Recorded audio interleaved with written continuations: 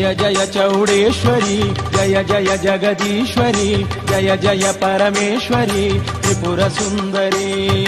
ಜಯ ಜಯ Chowdeshwari, ಜಯ ಜಯ Jagadishwari, ಜಯ ಜಯ Parameshwari Tripura ಸುಂದರಿ.